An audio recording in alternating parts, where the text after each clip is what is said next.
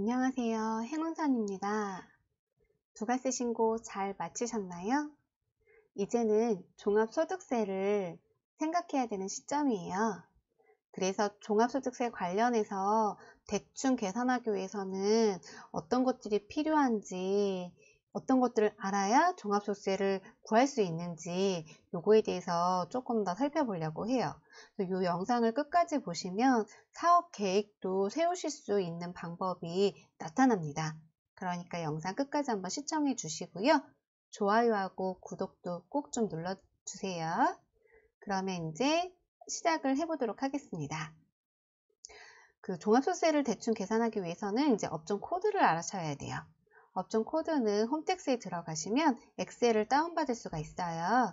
그래서 이제 업종 코드에 대해서 이제 살펴보시면 내가 이제 도매 및 소매업이냐, 그리고 통신 판매업이냐, 전자 상거래업이냐, 요거에 따라서 요 단순 경비율과 기준 경비율이 나타납니다.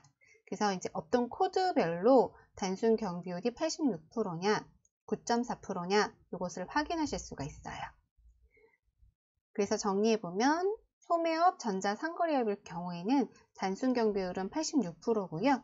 기준 경비율은 9.4%입니다. 그리고 업종 코드가 하나만 있는 분이 아니라 두 개가 있는 분도 계시죠.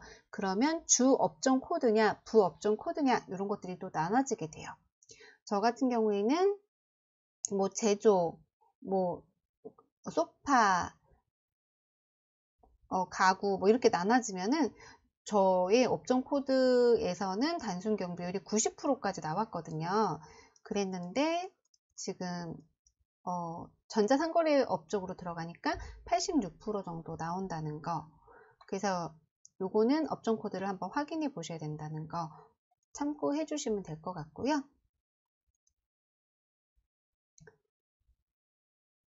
이제 단순 경비율이 어떤 뜻이냐면 단순 경비율 같은 경우에는 이제 매입 자료가 하나도 없어도 비용으로 단순 경비율만큼 비용으로 인정해 준다 라는 뜻이에요. 그래서 이제 86%면 만약에 매출이 2억일 때 매입 자료를 내가 하나도 못 받았다 하더라도 비용으로 86%에 해당되는 1억 7,200만 원을 인정해 줘서 내 수익이 이제 2,800만 원이 되고 여기에 이제 세율을 적용해서 종합소득세를 계산할 수 있게끔 돼요. 이렇게 계산하게끔 되고 그러면 이제 저희가 또 알아야 되는 게 이 단순 경비율 대상자에 대해서 또 한번 살펴봐야 돼요. 내가 단순 경비율 대상자인지 아닌지 이거 한번 확인해 보도록 하겠습니다. 이제 도매 및 소매업 같은 경우 신규 사업자는 3억 미만까지 단순 경비율을 적용을 받고요. 그리고 이제 계속 사업자 같은 경우에는 직전 연도 기준으로 매출이 6천만 원 미만이어야지만 단순 경비율을 받을 수가 있어요. 그러면 작년에는 6천만 원 미만으로 나왔고 올해는 매출이 3억 이하로 나와야 돼요. 그래야 단순 경비율을 적용받을 수 있다. 요거 제가 좀 헷갈려서 그 세무사님 블로그를 보면 좀 설명해 놓는 게 조금씩 달라요. 그래서 제가 조금 헷갈려서 국세청으로 문의를 했어요. 문의를 해서 이제 답변을 받았습니다. 요게 궁금한 거 있으면 홈택스에다가 직접 문의글 남겨주시면 답변 잘 해주시는 것 같아요. 그쪽으로 문의해 보시는 것도 좋으실 것 같아요. 네, 문의글을 남겼는데 이제 저한테 문의 주셨던 분의 내용을 그대로 제가 작성을 해서 문의를 남겼어요. 2019년도에 간이로 이제 신규 사업자를 냈고 그다음 매출이 3천만 원 정도 됐다. 나는 소매업 전자상거래업이다. 이렇게 자세하게 남겨주시고요. 그 다음에 단순 경비율로 종합소득세가 이번에는 가능한데 2020년도에는 단순 경비율로 종합소득세를 신고할 수 있냐? 2020년도에 매출 금액에 상관없이 단순 경비율을 적용받을 수 있냐? 이렇게 문의를 했어요. 그래서 답변을 받았습니다. 그래서 이제 기준점을 확실히 잡을 수가 있었어요.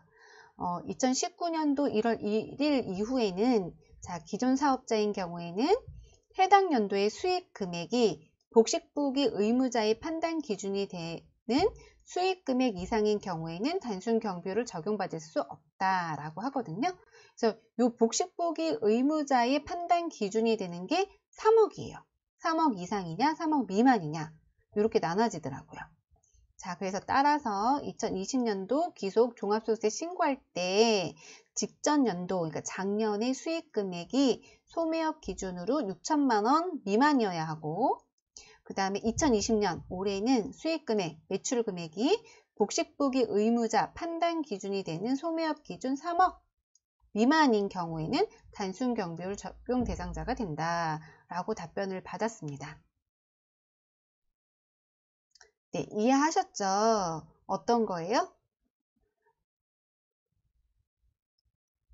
이해하셨죠? 이 내용이죠. 제가 처음에 설명드렸던 자, 계속사업자 같은 경우에는 작년에 6천만 원 미만이어야 하고 올해는 3억 미만이어야지만 단순 경비율을 적용받을 수 있다라는 결론을 들을 수가 있었습니다. 그래서 내가 궁금한 거 이거를 한 사람한테 물어보시면 안 돼요.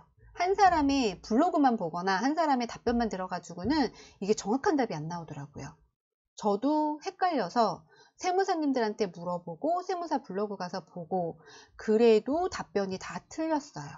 그래서 국세청으로 문의를 하고 이런 방법을 했거든요. 사람이다 보니까 누구나 실수할 수 있고 그 다음에 정보가 적기 때문에 상대방의 정보가 적기 때문에 잘못된 답변을 얻을 수 있기 때문에 나에 대해서 정확하게 얘기를 해주시고 정확한 답변을 받을 수 있는 여러 차례의 검증 결과를 가지시는 게 중요하다고 생각을 합니다. 그리고 이제 복식부기에 대해서도 한번 살펴볼게요. 복식부기가 뭐냐? 요거를 한번 요번에 12월 달에 받은 복식부기 의무자 통지서거든요.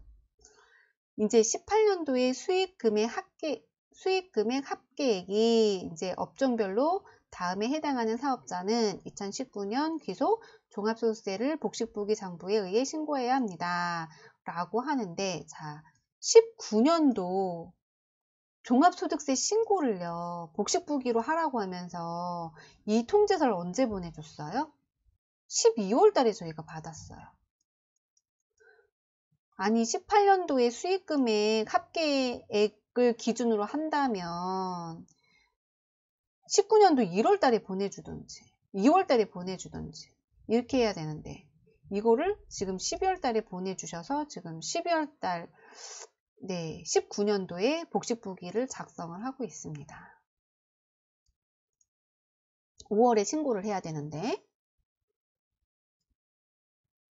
여기서 보시면 도매 및 소매업 3억 이상 되면 어떻게 해요? 복식부기 의무자가 돼요. 그래서 내 매출을 보시고 사업 계획을 세우셔야겠죠. 미리 세우셔야 돼요. 내가 복식부기 의무자가 되겠구나 라고 하신다면 이건 매출은 세무사도 알 수가 없어요. 그래서 세무사들이 미리 상담을 해주는 거는 불가능해요. 내가 사업 계획을 세우셔야 되는 거예요. 내가 올해에 한 3억이 넘을 것 같아. 그럼 복식부기 의무 대상자예요. 그러니까 복식부기로 준비를 하셔야 돼요. 내가 3억은 안 넘을 것 같아. 그러면 간편장부 대상자예요. 그러면 간편장부를 작성을 하실 수 있도록 매입과 비용을 만드시는 사업계획을 세우셔야 돼요. 세무사에서 안 알려줍니다. 아무도 안 알려줍니다. 이건 사업계획이기 때문에 내가 사업계획을 세우셔야 되는 거예요. 내가 복식부기 의무자인데 만약에 복식부기를 안 하면 어찌 될까요? 그거에 대해서도 이렇게 통지서에 나와 있습니다. 아울러 복식부기 의무자는 사업과 관련된 거래대금을 금융회사를 통해 지급, 수취하거나 인건비, 임차료를 지급, 수취하는 경우에는 사업용 계좌를 사용해야 함을 알려드립니다. 라고 얘기합니다. 복식부기 의무자는요. 금융회사, 은행을 그 사업용 계좌를 통해서 자, 거래대금을 받고, 그 다음에 거래대금을 지급하고, 그 다음에 인건비, 인차료, 이것도 사업용 계좌를 이용해야 된다. 이것을 안 지킬 경우 복식부기 의무자는 무신고 가산세 아니면 무기장 가산세, 이 중에서 큰 금액을 가산세로 부담하게 된다. 해서 가산세 물으신 분들도 받습니다. 그리고 기준 경비율로 추계 신고할 경우 기타 경비에 대해서는 기준 경비율의 50%만 필요 경비로 인정해 준다. 저희 필요 경비 얼마였죠? 9.4%였잖아요. 9.4%도 다 인정해 주지 않고 여기에 50%만 인정해 준다. 그러니까 무조건 복식부기 의무 대상자는 복식부기로 제출을 해라. 그리고 네가 만약에 사업용 계좌에서 쓰지 않았으면 가산세를 물 것이다. 네, 이런 거기 때문에 이거는 세무사도 알 수 없고 국세청도 내 매출이 1년 동안 얼마가 날지를 몰라요. 그거는 내가 계획을 세워야 돼요. 내가 3억 이상 될 것 같으면 준비하시고 대비하셔서 종합소득세를 대비하셔야 된다라고 정리해 드릴 수가 있습니다. 그래서 제가 이렇게 정리를 했어요. 자, 준비만이 절세의 길입니다. 자, 사업 시작할 때부터, 지금 사업 시작하시는 분들이 제 영상 많이 보시죠. 시작할 때부터 자, 사업자용 그 통장을 개설하세요. 그래서 그 사업자 통장으로는 사업에 관련된 입출금만 진행을 합니다. 그리고 사업자 카드도 필수예요. 사업자 카드도 만들으셔서 그 사업에 관한 지출만 진행합니다. 나중에 장부 작성할 때 곤욕을 치르지 않으려면 반드시 구분하여서 사업용으로만 지출하시길 권해드려요. 요게 처음부터 잘 되어 있으신 분은 매출이 갑자기 늘어났다 하더라도 복식부기 의무자로 갑자기 지정이 됐다 하더라도 대비하실 수가 있어요. 그리고 내 매출을 매달 확인하셔서 매출이 3억 이상 넘어갈 것 같으면 복식부기를 대비를 하시고 작성을 하시면 되겠죠. 그리고 이제 세율표가 있어요. 세율표, 내가 이제 매출이 어느 구간이냐, 이것도 사업 계획이 들어가는 건데요. 만약에 이제 과세표준을 이따 구할 거예요. 과세표준이 어떻게 돼요? 만약에 4,600만 원 이하로 잡는 구간이냐, 아니면 4,700만 원이면 24% 구간이 돼버리고 4,600만 원이면 15% 구간이 되고 이 구간이 차이가 나잖아요. 그러면 세금 차이가 나니 이 구간을 맞추는 것도 사업 계획 중에 하나예요. 만약에 내가 과세표준이 4,600만 원을 넘어갈 것 같아. 한 4,700만 원 될 것 같아. 그러면 1,000만 원을 어떻게 조율할 것이냐. 내가 재고를 쌓아놓는 한이 있더라도 매입을 잡아서 세금을 줄여 놓을 것이냐, 아니면 매출을 줄여서 요 구간을 맞출 것이냐. 조금 애매한 금액 같은 경우에는 저희가 미리 계획으로 이걸 맞춰 놓을 수가 있잖아요. 안 맞출 경우에는 세금을 많이 낼 수 있으니까 맞춰야 되는 게 뭐예요? 내가 3억 2천 정도 매출이 날 것 같아. 그러면 그 2천만 원 때문에 복식부기 의무자가 되고 단순 경비율을 적용받을 수 없어. 이 혜택을 받을 수 없어. 그럼 내가 2천만 원을 넘어서라도 진행을 할 것인지 아니면 줄일 것인지 이것도 대비하실 수 있는 거고, 그 다음에 종합소득세율을 확인하셔서 내 매출 그 과표를 어떻게 잡을 건지도 계획하실 수 있다. 요거는 사업계획에 속한다. 세무사가 해줄 수 있는 부분이 아니다. 네, 이렇게 정리 드릴 수 있고요. 그러면 이제 위에 본 것처럼 저희가 대충 한번 계산해 볼 거예요. 매출 2억, 매입은 0. 네.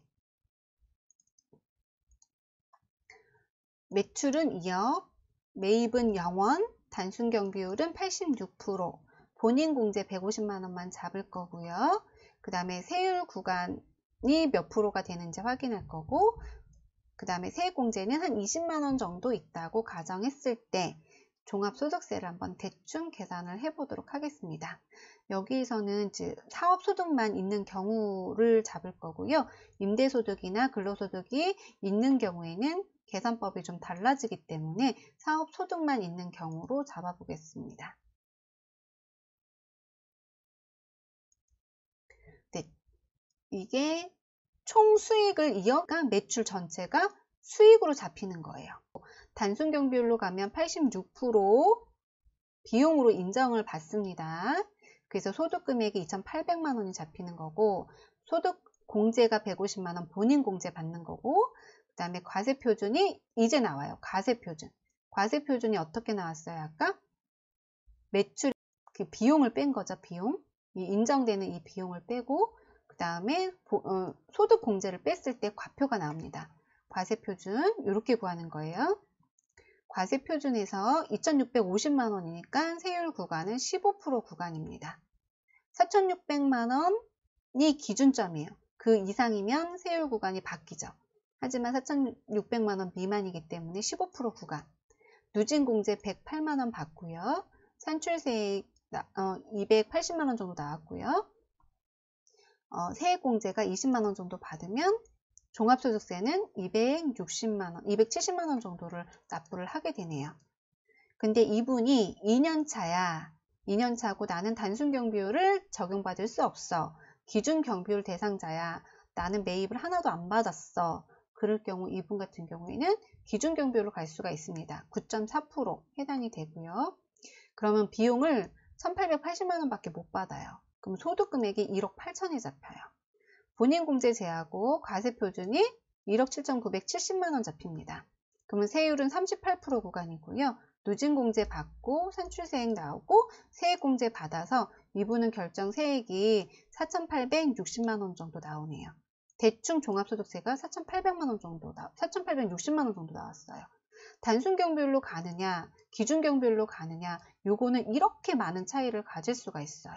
그렇기 때문에 이거는 사업 계획을 세우셔서 들어가셔야 된다. 사업 계획을 세우시려면 오늘 배웠던 단순 경비율 대상자인지, 그 다음에 복식부기 의무자인지, 그 기준점이 어떻게 되는지, 그 다음에 그 세율표에 따라서 그 과세 표준에 따라서 내 세율이 어떻게 적용받는지 요것들을 아셔야 사업 계획을 세우실 수 있다. 그래야지만 종합소득세를 대비하실 수 있다. 이렇게 내용을 정리할 수가 있습니다. 그래서 오늘은 여기까지 영상을 마치도록 하겠습니다. 종합소득세 잘 대비하실 수 있는 구독자님들이 되시길 바랍니다. 감사합니다. 행운선이었습니다.